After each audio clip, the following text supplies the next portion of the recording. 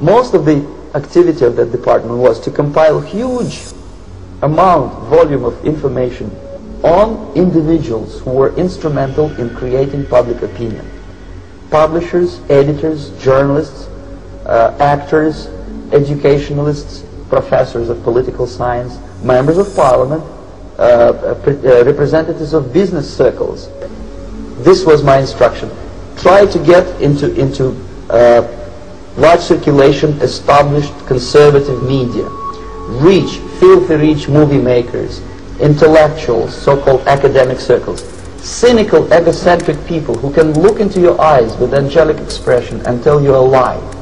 These are the most recruitable people, people who lack moral principles, who are either too greedy or too suffer from self-importance. They feel that they matter a lot. These are the people who KGB wanted very much to recruit.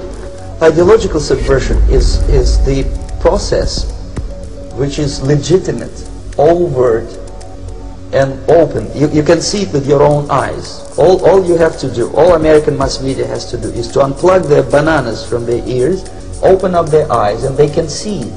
There is no mystery. There is nothing to do with espionage.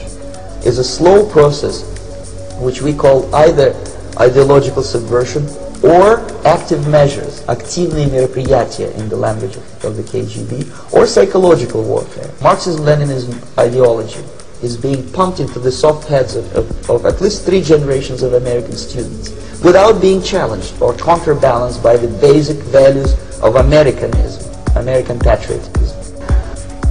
It's a great brainwashing process which goes very slow and is divided in 4 basic stages.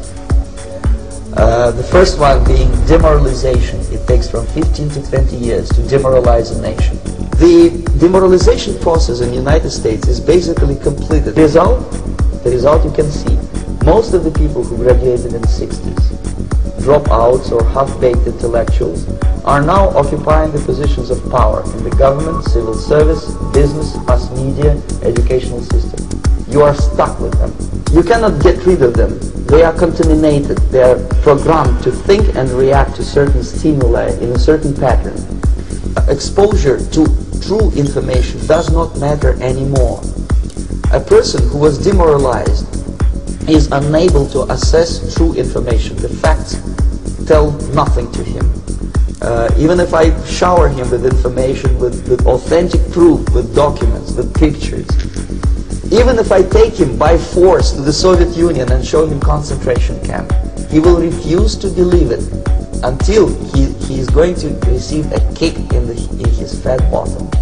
When a military boot crashes then he will understand, but not before that. That's the tragic of the situation of demoralization. So basically America is stuck with demoralization, and unless, even if you start right now, here, this minute, you start educating new generation of Americans, it will still take you 15 to 20 years to turn the tide of ideological perception of reality. People who think they are living at a peacetime. False. United States is in a state of war, undeclared total war. The next stage, of course, is crisis. It may take only up to 6 weeks to bring a country to the verge of crisis. This is what will happen in the United States if you allow all the schmucks to bring the country to crisis, to promise people all kind of goodies and the paradise on earth, to destabilize your economy, to eliminate the principle of free market competition, and to put a big brother government in Washington, D.C., with benevolent dictators who will promise lots of things, never mind whether the promises are fulfillable or not. He will go to Moscow to kiss the bottoms of new generation of Soviet assassins, never mind. He will create false illusions that the situation is under control. Situation is not under control. Situation is disgustingly out of control. After crisis, with a violent change of power, structure, and economy, you have so-called the period of normalization. It may last indefinitely. The next stage is destabilization. This time, subverter does not care about your ideas and the patterns of your consumption. Whether you eat junk food and get fat and flabby, doesn't matter anymore. In the small town of Hue in South Vietnam, several thousands of Vietnamese were executed in one night when the city was captured by Viet Cong for only 2 days.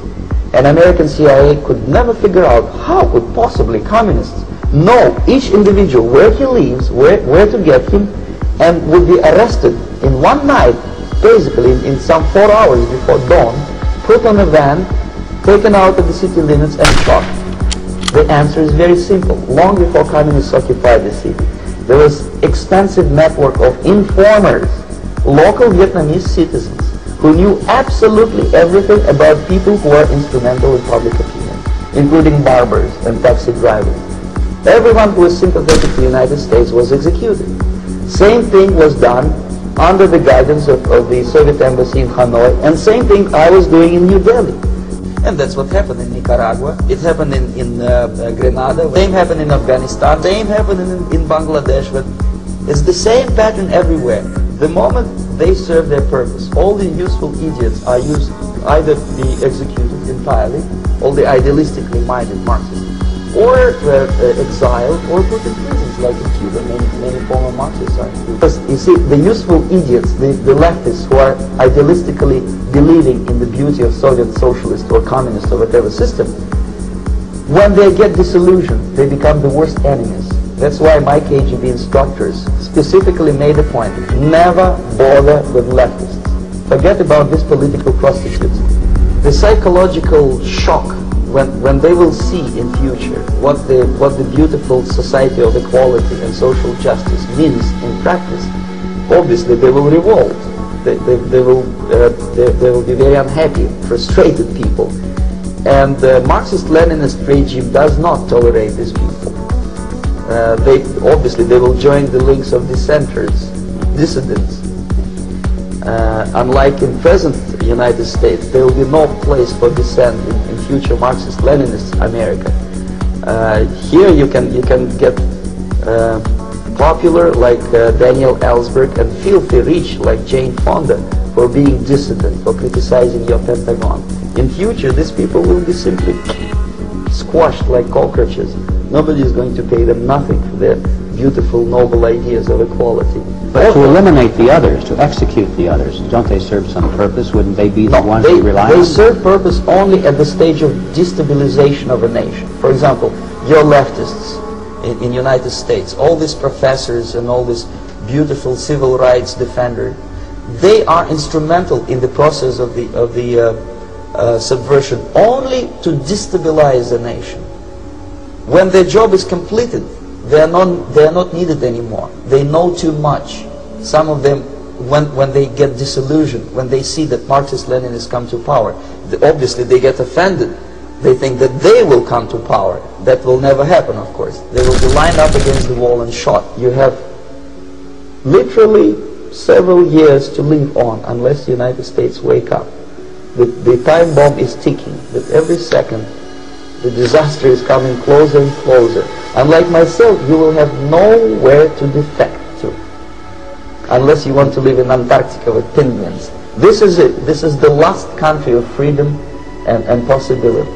If people will fail to grasp the impending danger of that development, nothing ever can help United States. You may kiss goodbye to your freedom, including freedoms to homosexuals, to prison inmate. All this freedom will vanish, evaporate in 5 seconds, including your precious lives. The moment at least part of the United States population is convinced that the danger is real, they have to force their government. And I'm not talking about sending letters, signing petitions, and all this beautiful, noble activity.